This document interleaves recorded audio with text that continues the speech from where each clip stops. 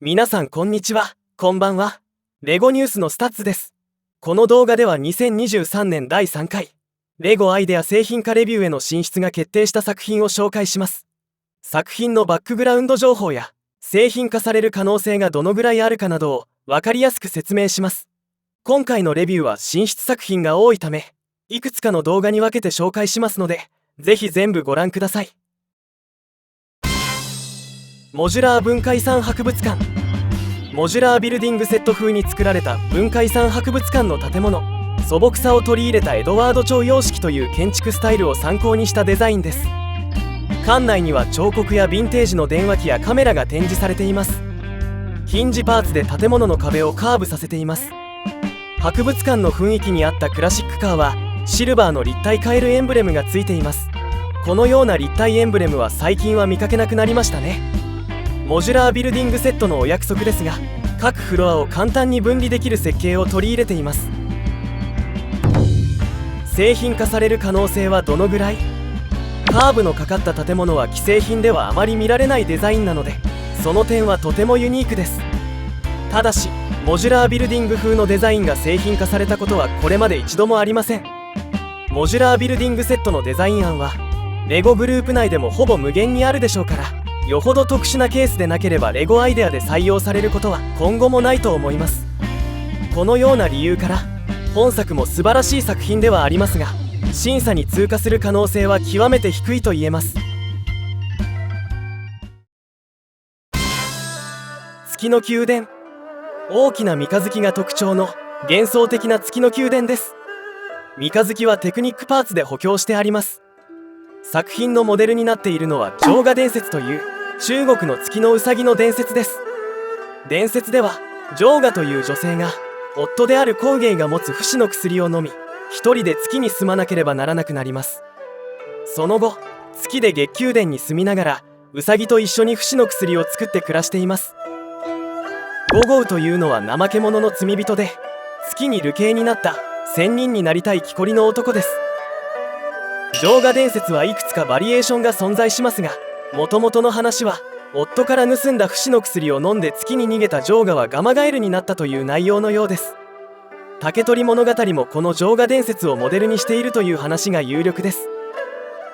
月のうさぎは日本では餅をついていますが、中国では薬を作っています。レゴブロックでも月で薬を作るうさぎを題材にしたセットが2023年7月に発売されました。宮殿は3階建てで、1階ではウサギが薬を作っています。建物の下には小さいウサギがたくさんいるようです。製品化される可能性はどのぐらい？本作の作者はレゴアイデアから発売されたゴッホの星月夜の作者です。可愛いデザインが得意で、日本のコンテンツが題材の作品も多い方です。今回の月の宮殿はファンタジー色の強い可愛い宮殿で、巨大な三日月が特に美しいですね。内容に若干の違いはあるものの、月のうさぎは東アジアに共通した伝説なので製品化に向いているかもしれません。できればかぐや姫も採用して2つの伝説を合わせた内容で製品化してくれれば日本でも売りやすいと思います。先ほど言った月のうさぎが最近発売されたので、その点は審査に不利かもしれませんが、有力候補に推したいです。アブ・シンベル大神殿。古代エジプトのファラオラムセス2世が作ったアブ・シンベル大神殿の作品です。エジプト南部にある遺跡で世界遺産に登録されています。4体の像は全てラムセス2世で、足の間に小さい家族の像があります。左から2体目のラムセス2世は神殿完成の数年後に起きた地震によって崩れ、その一部が前に転がっていますので、本作でも同じように再現しています。実際のアブ・シンベル大神殿はこちら。ミニフィギュアはラムセス2世とその妻ネフェルタリが付属。実際のアブ・シンベル神殿には本作のモデルになった大神殿と、もう一つすぐそばにネフェルタリのために建造された小神殿の2つの神殿があります。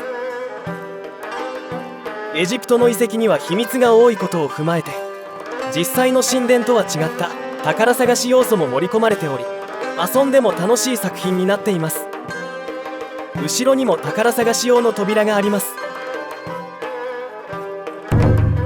製品化される可能性はどのぐらい？エジプトの遺跡といえば、2022年6月にレゴアーキテクチャからピラミッドが発売されました。その他にもパルテノン神殿、万里の長城、ペトラの遺跡のエルカズネ、タージマハルの歴史的建造物4種類が入ったポイントと交換でもらえる世界の不思議というプレゼント用セットも2023年2月に製品化されています。古代エジプトの遺跡よりは年代が新しいですが、姫路城やタージマハルといった歴史的建造物もレゴアーキテクチャやレゴクリエイターエキスパートで製品化済みです。レゴグループは世界の遺跡の製品化には割と積極的なように思いますが、逆に言うと世界の遺跡はレゴアイデアで採用するカテゴリーではないということなのかもしれません。特にエジプトの遺跡はピラミッドが発売されたばかりなので、本作は素晴らしい作品ですが、審査に通過するのは難しいと思います。ロールス・ロイス・ファントム1、1925年から1931年まで製造されたロールス・ロイスの自動車です。実車をできる限り精巧に再現しています。本物のロールス・ロイス・ファントム1と比べてもそっくりですね。木製の扉が採用されたモデルです。ロールス・ロイスらしい豪華な内装も再現されています。製品化される可能性はどのぐらい？実在の車はレゴアイデアでは非常に採用されにくいカテゴリーの一つで、映画関連以外でこれまで製品化されたのは2016年のケータハム 7620R のみです。本作はかなり昔のヴィンテージカーで、ロールス・ロイスは長らくレゴブロックでは製品化されていないのでチャンスはあるかもしれません。ですがロールス・ロイスがレゴブロックでしばらく製品化されていないのには何か特別な理由があるのかもしれませんし、製品化するとしたらレゴアイコンズブランドから発売されるような気もします。本作が審査に通過する可能性は 50-50 でしょうか。 NASA アルテミス計画の SLS ブロック1とブロック 1B ロケット110分の1で再現した NASA アルテミス計画で宇宙船を打ち上げる SLS スペースローンチシステム。本作品は2種類のロケットを作ることができる 2-in-1 です。作れるのは2026年までの打ち上げに使用される左側のブロック1ロケットと、2027年以降の打ち上げで使用される予定のブロック 1B クルーロケットの2種類です。今後 SLS はこの図のように設計が変わる予定で、今回の作品に含まれているのは左側2つのブロック1とブロック 1B クルーですね。オリオン宇宙船は傾斜のついた専用スタンドで飾ることができます。こちらは次世代型のオリオン宇宙船ステージ2です。オリオン宇宙船は実際のロケットと同じように収容可能です。製品化される可能性はどのぐらい？ SLS は最近別のデザイナーの作品が2度レビューに進出しており、1つは不合格でもう1つは現在審査中です。アルテミス計画はレゴグループもコラボをしており、最近のレゴシティの宇宙セットにはアルテミス計画のロゴマークが印刷されています。アルテミス1号ミッションではレゴミニフィギュアの宇宙飛行士が実際に宇宙へ飛びました。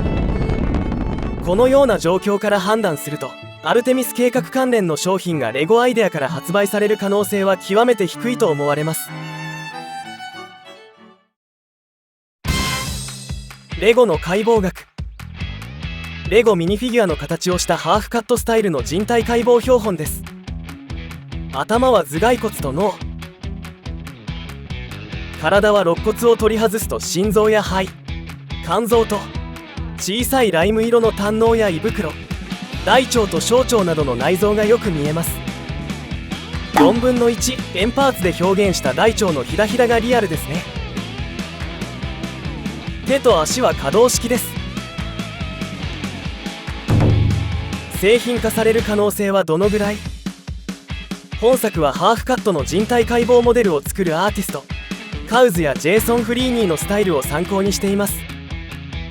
さらに2019年第1回レビューに進出した別のデザイナーの人体解剖モデルからも部分的に影響を受けているとのことです。こちらがその作品ですが、審査に通過することはできませんでした。レゴグループがもしこのような人体解剖模型を製品化するとしたら、もっとリアルで正確さにこだわりそうな気がします。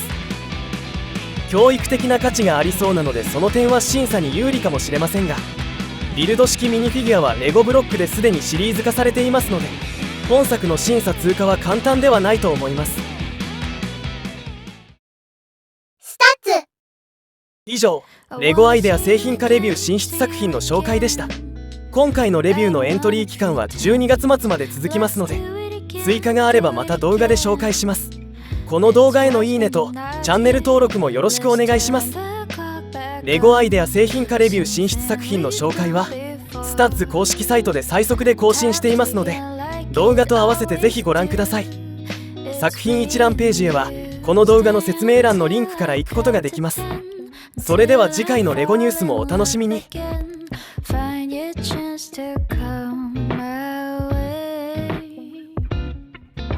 Stay right here and play the game. Catch me off guard once again. Make you move out.